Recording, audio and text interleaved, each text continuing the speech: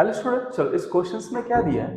A mass m suspended from the spring stretch it by 5 centimeter when on the surface of earth. Mass is taken on the height of 1600 kilometer above the earth surface. Gain suspended from the same spring at this altitude the extension on the spring. Okay, question में क्या बोल रहा है कि आपके पास क्या दिया है, एक स्प्रिंग है, that is a spring system. Okay, ये स्प्रिंग है, स्प्रिंग पे एक मास लगाया हुआ है। अगर अर्थ पे, अगर ये अर्थ के सरफेस पर रहेगा तो एक्सटेंशन कितना है, 5 सेंटीमीटर्स। तो अगर अगर इसको 64, ये पूरा सेटअप कहाँ ले गए, 6400, सॉरी 64 नहीं, 1600 किलोमीटर पे ले गए, तो बताओ एक्सटेंशन कितना होगा। ठीक है, तो ऐसे क्वेश्चंस में पहले याद रखो, ये न्यूटन लॉज ऑफ मोशन से पहले हम क्या करते हैं, इसके एक्सटेंशन के बारे में डिस्कस करते हैं, फिर कैलकुलेशन करते हैं। तो जब भी स्ट्रिंग को, अगर आप ऐसे कोई मास को स्ट्रिंग से अटैच करके हैंग करोगे, तो डाउनवर्ड में क्या लगता है, वेट लगता है, और अपवर्ड में स्प्रिंग उसको अपवर्ड की तरफ खींचता है बाय स्प्रिंग फोर्स। और स्प्रिंग फोर्स का फॉर्मूला कितना होता है, F S is equal to K into X, where X क्या एक्सटेंशन है।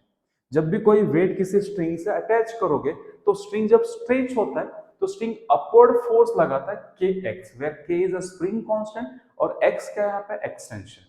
हमें फाइंड आउट क्या करना है, ये एक्स फाइंड आउट करना है। सरफेस पे एक्स कितना दे के रखा है, 5 सेंटीमीटर, तो 1600 मीटर पे कितना, 1600 किलोमीटर पे एक्स का वैल्यू कितना होगा, हमें ये कैलकुलेट करना है। ठीक है, तो सबसे पहले हम एक फॉर्मूला डिराइव कर लेते हैं एक्स से रिलेटेड। तो यहाँ पे देखो, नॉर्मली जब ये प्रॉपर स्ट्रेच हो जाएगा तो स्प्रिंग फोर्स और वेट बैलेंस हो जाता है। अब बोलोगे spring force is equal to कितना, वेट। स्प्रिंग फोर्स कितना होता है, के एक्स, वेट कितना होता है, एम जी। तो x का वैल्यू कितना होगा आपके पास, mg डिवाइड बाय के। अब ध्यान से देखो, स्प्रिंग में जो एक्सटेंशन हो रहा है वो डायरेक्टली प्रोपोर्शनल टू जी आ रहा है। घूम फिर के क्वेश्चन कहाँ पे आ गया, जी पे आ गया। तो अगर मैंने बोला है कि मुझे अगर एक्सटेंशन कैलकुलेट करना है, तो मैं यहाँ पे x का रेशियो लिखता हूँ, तो यहाँ पे g का रेशियो आ जाएगा। तो यहाँ पे x at height divide by x at surface is equal कितना आएगा, g at height divide by g at surface, sorry that is surface, कितना आएगा फिर, g एट सरफेस। लिख सकते हैं ऐसे प्रोपोर्शनलिटी, क्योंकि मेरे पास क्या होगा, यहाँ से प्रोपोर्शनलिटी मिल गया। चलो ये कहां से लिखा हमने, न्यूटन लॉज ऑफ मोशन हमने डिस्कस किया वैसे। क्लियर, चलो अब यहाँ से g एट हाइट आपको पता है, g एट हाइट कितना होता है, G M divide by R plus H D whole square upon surface पे कितना होता है, it is G M divide by R square.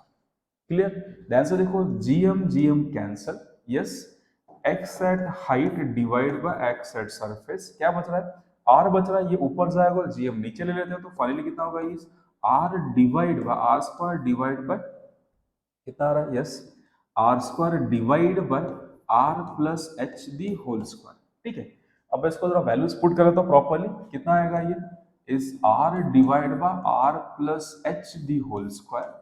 R का वैल्यू कितना है, 6400, और ये कितना आ रहा, 6400 प्लस 16, एच का वैल्यू कितना है, 16 है, और नाउ इसका होल स्क्वायर। ठीक है, प्रॉपर लिखते, ऊपर कितना आ रहा 6400, नीचे कितना आ रहा 800। ठीक है, तो आ रहा है 6400 जीरो, ये कैंसिलेशन कर ले यहाँ से ऐसे। ओके, 16 से भी कैंसिल कर ले, कितना हो रहा है यहाँ पे, 16 फोर जा और ये 16 फाइव जा। ठीक है, तो आंसर कितना आ रहा, 4/5, 4/5 का स्क्वायर कितना होगा, 16 डिवाइड बाय 25, एक्स एट कहाँ पे, ये height divide by X at surface. Clear, पहले हमने क्या किया, फॉर्मूला बना लिया एक्स का, एक्स के फॉर्मूले से हमने रेशियो लिख दिया। रेशियो में क्या आ रहा है, g at height divide by g at surface आ रहा, हाइट और सरफेस का वैल्यू दिया, कैंसिलेशन है कि ये आ रहा है। अब मुझे क्या पता है, सरफेस पे पता है, हाइट पे निकालना है, कितना आएगा फिर, X at height is equal to 16 divide by 25 into X at कहाँ पे, एक्स एट सरफेस, कितना होगा ये 16 डिवाइड बाय 25, सरफेस पे कितना है 5, ये से कैंसल, कितना आ रहा 16 डिवाइड बाय 5, इसको डिवाइड करो, आंसर कितना आएगा 3.2 सेंटीमीटर। तो एक्स एट हाइट पे कितना आ रहा है, ये 3.2 सेंटीमीटर। क्लियर, समझ आ रहा है। बस यहाँ पे इस क्वेश्चन में डिफिकल्टी क्या है, ये वाला रिलेशंस।